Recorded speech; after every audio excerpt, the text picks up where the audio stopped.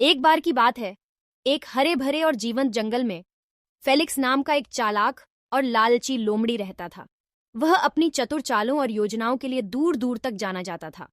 लेकिन जो चीज उसे वास्तव में अलग करती थी वह थी उसका अतृप्त लालच।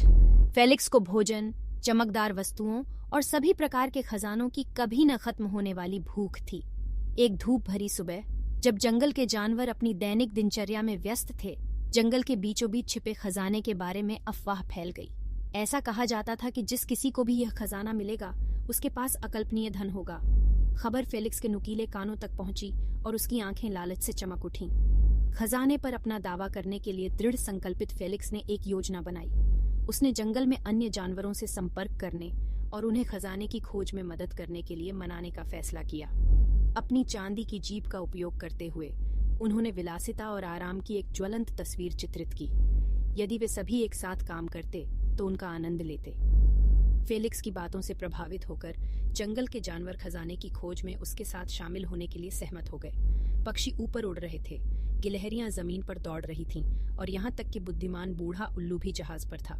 फेलिक्स के नेतृत्व में जानवर अपनी यात्रा पर निकल पड़े, जो हमेशा जानता था कि जाने की सही दिशा क्या है। जैसे जैसे दिन हफ्तों में बदल गए, फेलिक्स का असली स्वभाव स्वयं प्रकट होने लगा। वह समूह को चालाकी से हेरफेर करेगा और सुझाव देगा कि वे कड़ी मेहनत करें और खजाने की खोज में गहराई से खोजें।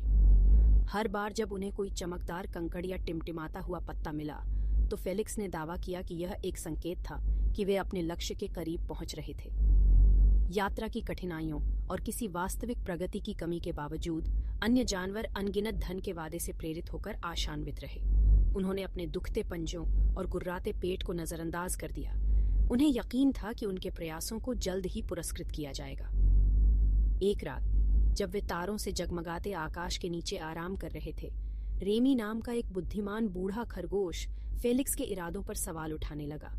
रेमी चुपचाप लोमड़ी के व्यवहार को देख रहा था और उसे संदेह था कि फेलिक्स उन्हें भटका रहा है। चुपचाप उसने अन्य जानवरों के साथ अपनी चिंताएं साझा की।